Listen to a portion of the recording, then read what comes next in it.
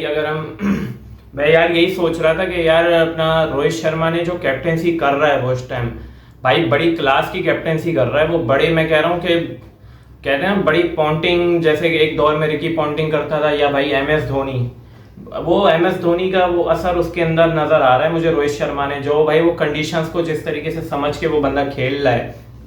अच्छा कल इंग्लैंड खैर पिच का तो मुझे खैर इतना पता नहीं था कल, लेकिन जब कल इंग्लैंड टॉस जीता ना तो मैंने कहा यार ये टॉस शायद इंग्लैंड के हक मैच है, इंग्लैंड के हक में चले जाए, क्योंकि इंग्लैंड टॉस जीता है और कि भाई इंग्लैंड शायद चेजिंग पे जाएगा, क्योंकि उनकी हिस्ट्री रही है कि वो सेमीफाइनल में ज्यादातर चेज ही करते हैं। पिछले आपको याद हो 22 का वर्ल्ड कप में भी यही सीन हुआ था ऑस्ट्रेलिया वाले में, तो इंग्लैंड ने चेजिंग की थी, सेमीफाइनल में इंडिया को हराया था, लेकिन इस बार भी उन्होंने सोचा यही होगा। खैर वो तो ऑस्ट्रेलिया था भाई, वहां पे बॉल तो पड़ के तेज आता है, और तकरीबन इंग्लैंड और ऑस्ट्रेलिया की कंडीशन टोटली सेम ही है, फास्ट बॉलर को सूट करती हैं, ड्रॉप इन पिचेस हैं ज्यादातर, इस तरीके की बॉल पड़ के तेज आता है तो वहां पे शॉट भी हल्का सा मारते तो निकल जाती है बॉल। खैर लेकिन कल का जो मैच था और जो स्टेडियम था, जाहिर सी बात है भाई वेस्ट इंडीज था, मुख्तलिफ कंडीशन थी, टोटली डिफरेंट थी। तो भाई बटलर ने भी ये सोचा होगा कि भाई हम कर लेते हैं, चाहे हम यहाँ भी चेस कर लेंगे, लेकिन कल बिल्कुल किस्मत को कुछ और मंजूर था और इंडिया पूरी तैयारी से आया हुआ था भाई।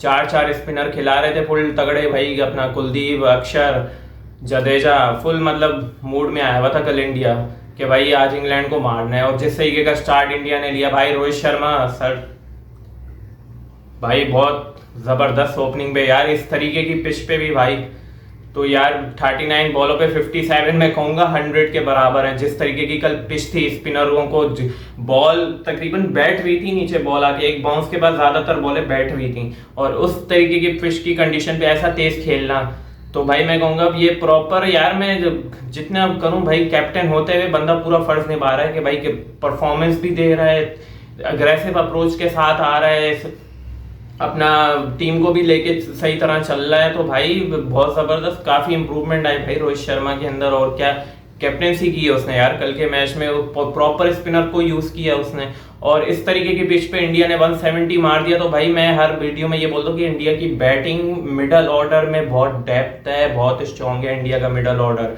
बॉलिंग में भी इस टाइम उनकी टक्कर का कोई भी नहीं चल रहा है। बॉलिंग में उन बुमराह उनके पास आप दिखा दो इस वर्ल्ड कप में कोई बुमराह को किसी बॉलर ने, फास्ट बॉलर ने टक्कर दी हो, किसने दी है? किसी ने भी नहीं दे पाया भाई कोई बुमराह को। स्पिनर को आप उनके देख लो, स्पिनर भी ऐसे ही ओवरऑल अच्छे। बैटिंग तो सबसे वही उनकी स्ट्रॉन्गेस्ट पार्ट था, और अब तो एक टाइम होता था हम कहते थे भाई इंडिया की यार बॉलिंग स्ट्रॉन्ग है, बॉलिंग वीक है और बैटिंग स्ट्रॉन्ग है, लेकिन आज हम ये बोल रहे हैं कि इंडिया की बॉलिंग भी स्ट्रॉन्ग है। तो इससे नजर आता है कि भाई कितना इंडिया के अंदर इंडिया ने काम किया है अपने ऊपर, कितनी इंप्रूवमेंट लेके आए हैं वो थ्रू आउट द जो पिछले ईयर्स के अंदर जो उन्होंने इंप्रूवमेंट दिखाई है। और वहीं अगर हम पाकिस्तान को ले लें तो पाकिस्तान ने इंप्रूवमेंट दिखाने के बजाय पाकिस्तान और नीचे गिरा है, और अभी भी गिरता ही जा रहा है तकरीबन। भाई बाबर आजम ले आए थे तशरीफ परसों एयरपोर्ट, तो उनके रिएक्शंस थे, तो मैंने वीडियो देखी थी, ऐसा लग रहा था कि भाई कोई उनको अफसोस नहीं है कि भाई वो उनके फेस एक्सप्रेशंस तो ऐसे दिख रहे थे कि भाई ऐसा लग रहा था वो पता नहीं सेमीफाइनल में खेल के आ रहे हैं और सेमीफाइनल में शायद 1-2 रन से हारे हैं, इस तरीके के वो एक्सप्रेशन दिख रहे थे। मतलब कोई थोड़ा सा अफसोस उनके चेहरे पे नजर नहीं आया मुझे, जो कि बहुत ही मुझे बुरा लगा। मैंने कहा यार बंदा इस तरीके से आ रहा है, और हालांकि इतना टाइम गुजार के आ रहा है, सही है, मतलब कि जरा से भी आपको थोड़ी वो नहीं है, अफसोस नहीं है, मतलब मुंह पे कोई वो नहीं था। तो यार मुझे बड़ा वो हुआ कि मतलब इससे आप देखो ना, अब एक सीरियसनेस का अंदाजा होता है आपको कि आप कितना सिंसियर हो अपनी कंट्री के साथ, या आप कितना आप दिल से खेल लेते या नहीं खेल लेते। समझ रहे, ये चीजें जो अब बंदा मुंह से नहीं बोलता, लेकिन उसका जो फेस है ना, उसकी शक्ल है, वो सब चीजें बता देता है कि बंदे के दिल के अंदर क्या है। समझ आई ना? तो ये चीजें बहुत वो हैं। खैर हम क्या ही बात करूं मैं पाकिस्तानी टीम के ऊपर यार, अब तो मुझे बात करते हुए भी कसम से शर्म आती है कि यार हम हर चीज़ में हम खुद को इंडिया से आगे करते हैं, कंपेयर करते हैं। तो किस चीज़ में हम कंपेयर करते हैं, मुझे ये चीज़ आप बता दो।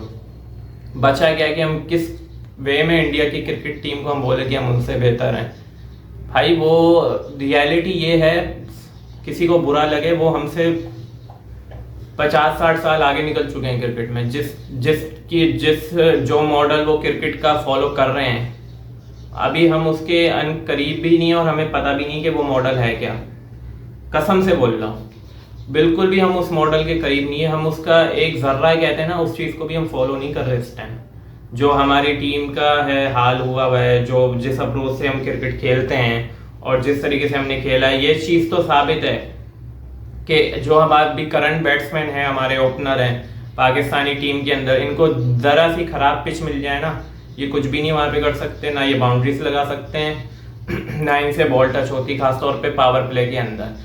यही चीज़ आपने ऑस्ट्रेलिया को देख ली, जहाँ पे ज़्यादा पेसी बाउंस आ रहा था। जिम्बाब्वे वाले मैच में मैंने पूरा देखा था, वहाँ पे पाकिस्तान ने डॉट बॉलें बहुत खेली, पाकिस्तान से शॉट ही नहीं लग रहे थे, वही था। और यहाँ भी वही चीज़ मुझे नजर आई कि इतना स्लो पाकिस्तान ये 70s की 80s की क्रिकेट कब ये छोड़ेगा, मुझे ये समझ नहीं आ रहा। जो लोग क्रिकेट छोड़ चुके हैं खेल खेल के, जो अप्रोच वो, हाँ आज अप्रोच हम आज तक हमारे यहाँ एवरेज अप्रोच ही चल रही है, हमारे यहाँ एग्रेशन है ही नहीं। सिर्फ और सिर्फ एक ही बंदा है जो इस अप्रोच से खेलता है, वो फ़खर जमान है, उसके अलावा कोई नहीं है। बाकी आप इंडिया की टीम को उठा के देख लो भाई, उनमें तेजी इतनी है, एक जाता है 20 रन भी बना के जाएगा शुरू में, अगला आएगा, अगला भी आता है मारता है, उसको परवाह नहीं, कहता है भाई मुझे नहीं है, मैं खुल के खेलूंगा। और अच्छा वो उस चीज़ में कामयाब भी हैं, स्कोर भी उनका निकल जाता है। 20-30 रन पर बंदा भी बना के जाए ना T20 के अंदर भाई, बहुत है। 12 बॉलों पे अब मायने रखता है स्कोर, विकेट ज्यादा इतना मायने नहीं रखती। और खासतौर पे इंडिया जैसी बैटिंग जिसकी 7 तक बैटिंग है, खेलने वाले हैं कि भाई आप अंदाजा लगा सकते हो, उनको तो परवाह नहीं होती, उनकी 5 विकेटें भी चले जाए, उनका मिडल ऑर्डर इतना स्ट्रांग है, वो कंडीशंस के हिसाब से खेलते कि मैच किस उस पे है। अगर विकेटें बचानी होगी तो वो आराम से सिंगल डबल भी ले लेते हैं, उनको प्रॉब्लम नहीं होती। अगर हिटें मारनी होती तो वो प्रॉपर गैप्स निकाल के शॉट भी मार लेते हैं। छक्का मारना होता है, छक्के भी वो मार लेते हैं। जैसे कल हार्दिक पांड्या ने 2 छक्के लगा दिए थे जॉर्डन को भाई एंड में, वो तो तीसरे पे वो कैच आउट हो गया, लेकिन मैच वहीं से निकल गया था। मैंने उसी वक्त बोला था कि भाई इंडिया ने जहां 150 किया, मैच इंडिया जीत गया। जो पिच की हालत लग रही थी मुझे, स्पिनर्स को तो खेल ही नहीं पा रहे थे। और इंग्लैंड का यही सीन था, 2 ही बैट्समैन थे भाई, बटलर और सॉल्ट। बटलर गया, उसके बाद इंग्लैंड की टीम लुढ़क गई। मुझे पहले ही था, मैंने कहा बटलर जब अगर आउट हो गया शुरू में तो इंग्लैंड गई। कम से कम अगर 70-80 की पार्टनरशिप बटलर लगाता, फिर इंग्लैंड का चांस बनना था, क्योंकि पिच ही ऐसी नहीं थी ना भाई। तो ये है कि इंडिया ने पूरा वर्कआउट लर्निंग करके आया हुआ था भाई, पूरी स्ट्रेटेजी बना के आया हुआ था। और जैसा रोहित शर्मा ने बोला था भाई, हम डर के नहीं, हम बिल्कुल बिंदास खेलेंगे, और वही उसने खेला। तो यार हम यही चीज कह रहा हूँ कि इंडिया की क्रिकेट कहाँ पहुंच गई और हम कहाँ पे, हम और नीचे गिरते जा रहे हैं। वो इसलिए गिरते जा रहे हैं, हम इस मॉडल को ही फॉलो नहीं कर रहे, हम मॉडर्न क्रिकेट को ही फॉलो नहीं कर रहे। और अभी भी मुझे कोई आसान नजर नहीं आ रहे कि हमारे पास है, जहाँ भी आप देखो पाकिस्तानी टीम के अंदर ओवरऑल पूरी टीम के अंदर आपको हर जगह एवरेज प्लेयर ही नजर आएगा, सिवाय फ़खर जमान के। फ़खर जमान के अलावा कोई आपके पास ऐसा प्लेयर नहीं है जो तेज अप्रोच से खेले। वो चाचा है, चाचा के पास शॉट नहीं है, उसको एक ही घुमानी आती है, mid on mid of leg. Of पे तो उसको आती नहीं, वो भी ऑफ पे बॉल मिल गई तो तुक्का एज वेज लग के चौका हो गया, उसके अलावा कुछ नहीं। जब हिटें मारनी आती वो एक ही जगह घुमाता रहता है, वो यहाँ तक कि हर बॉलर को पता होता है कि उसने यही खेलना है, वो उसी हिसाब से उसको बॉल डालता है तो खेला नहीं जाता।